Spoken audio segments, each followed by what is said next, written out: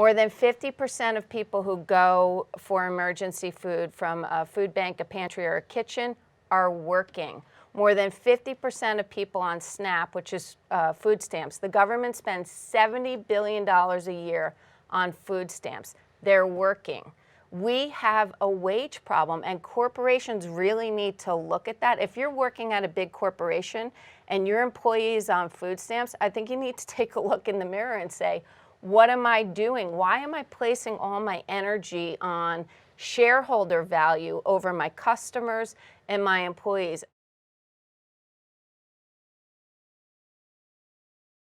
Noreen, how do you ask people for money? Wow, that is that's the bane of my existence on some days. I think there's really an art to the question. You have to invite people in to buy into your vision of a world free from hunger, of food as a nutritious right, and a fundamental belief that hunger is a solvable problem. And when you tell them about our impact in the world, it's very compelling.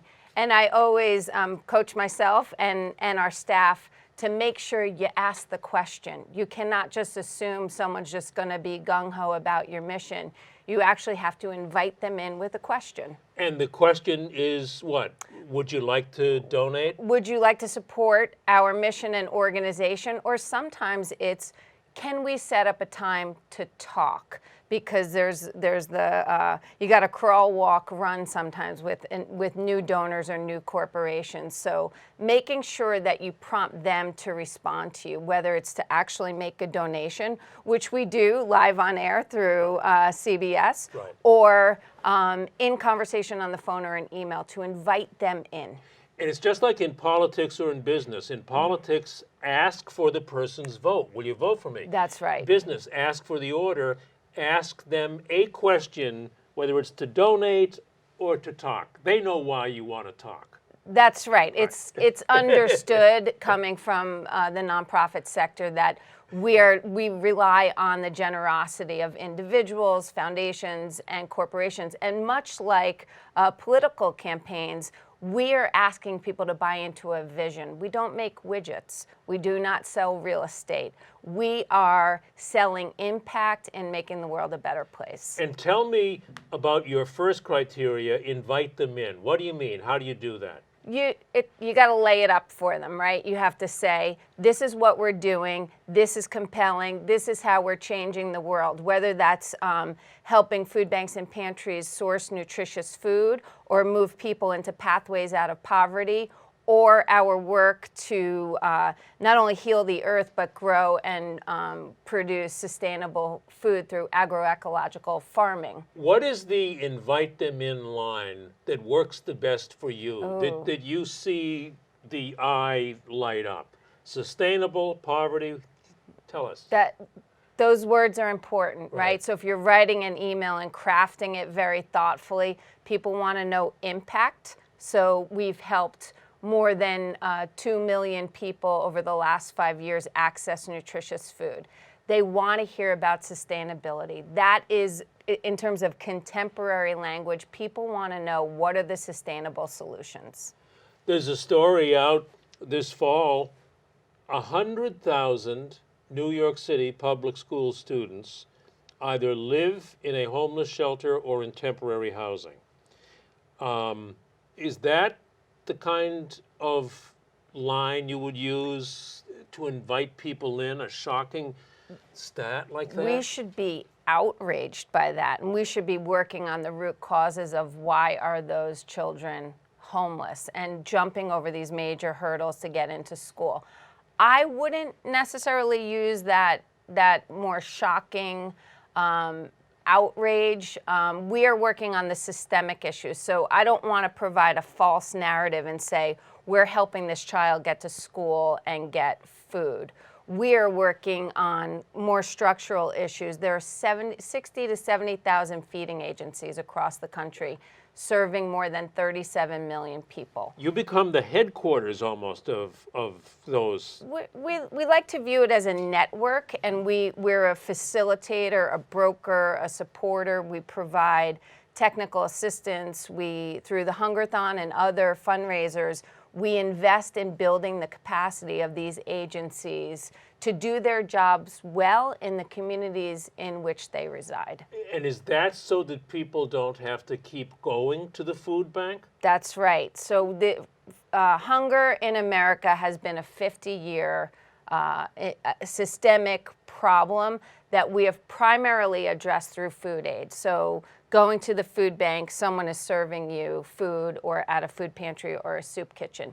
It has not solved hunger. The rate of hunger has been around 12% of the population consistently for the last 15 years. So WhyHunger is really looking to address why are people hungry, and how can these 60,000 agencies leverage their power to create change and pathways out of poverty so people don't go through this revolving door at the soup kitchen. Now, how did you become, of all the food pantries in the country, and don't be shy here, how did you build this nonprofit into the, I'll call it, supreme hunger fighting nonprofit in the country? We are a very well-rated charity. We get the 4 stars from Charity Navigator, which is the watchdog agency. We have the Better Business Bureau seal.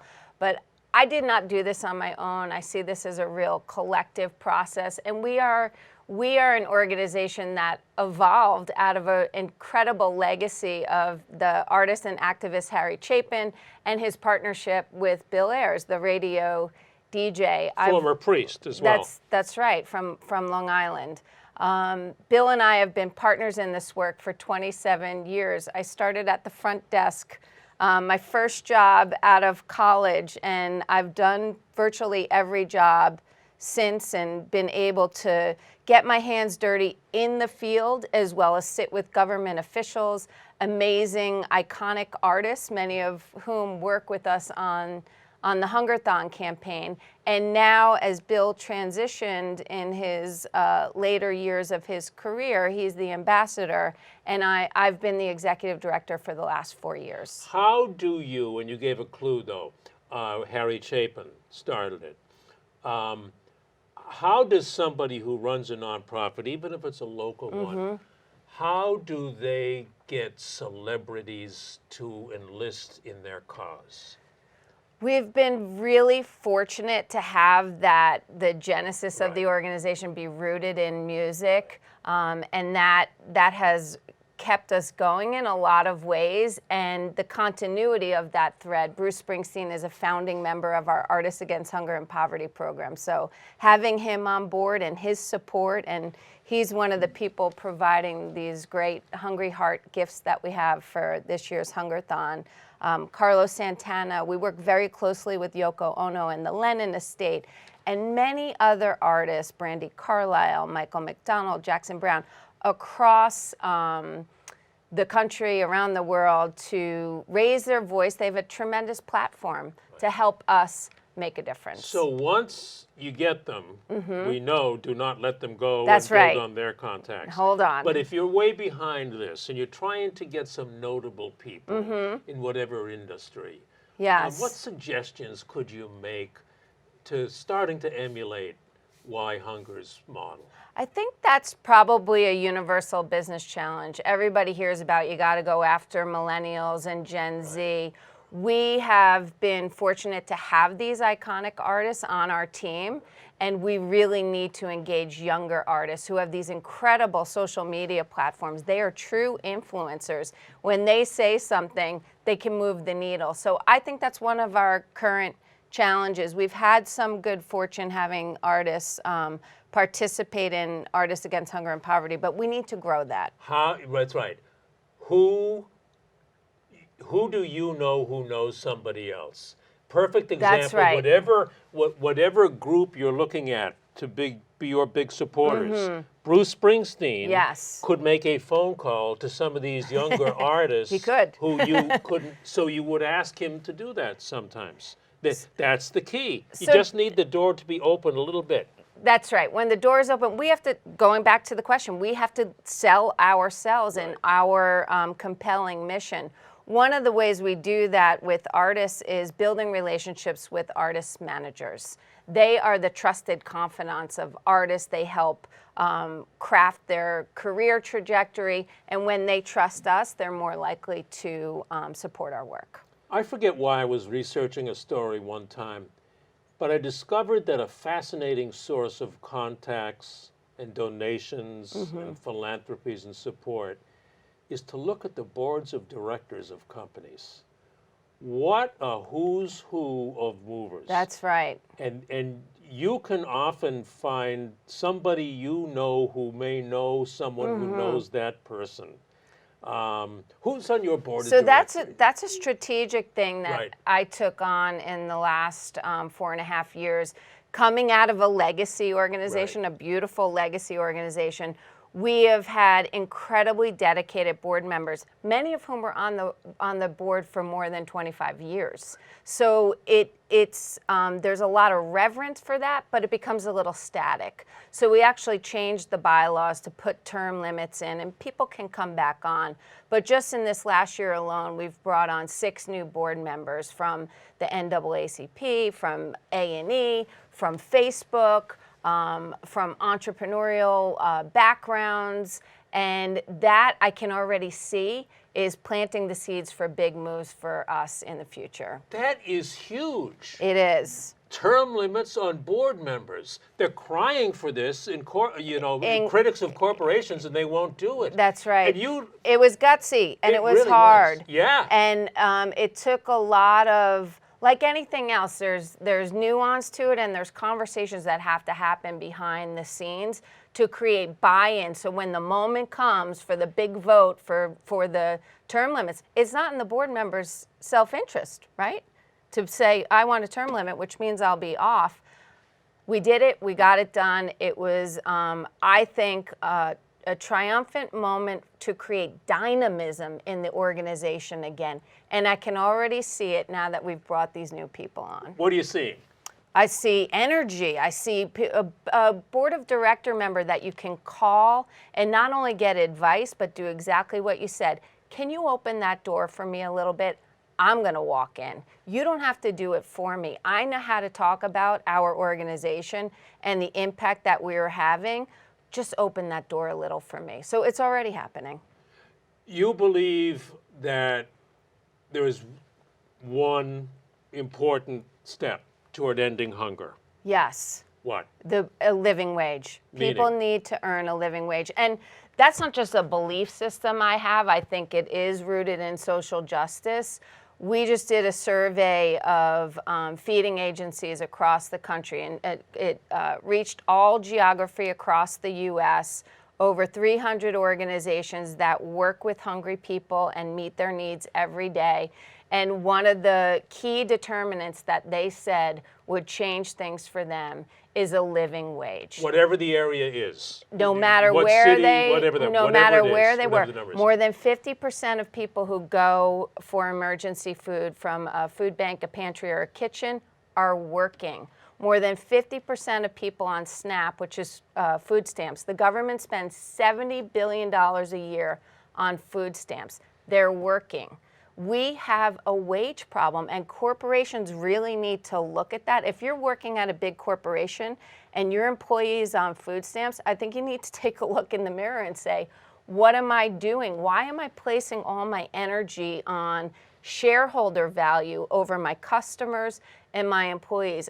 I was thrilled in August to hear that Jamie Dimon and the Business Roundtable came out for the first time in over 20 years and said, shareholder value cannot have the main position for us. We have to look at customers and employees. I applaud him and those 181 CEOs who signed that said, America's economy needs to be inclusive. It needs to serve all people. To me, that's about tackling poverty. Let's get everybody out of a hunger crisis. Now the question is, what are they going to do about it? Corporations, governments, and nonprofits form a very important three-legged stool to solve the hunger problem, to increase broad-based prosperity, And you want to talk about putting us out of business? Put us out of business. Put those 60,000 agencies out of business. Let them be there in the time of emergency, which was the true intention behind the first food bank. Noreen, I'm smiling because you just did to me what you said to do at the beginning of this interview. What was You that? invited me in and asked me for more. And you didn't even know it. Oh, I knew I wouldn't want to go up against you in a debate.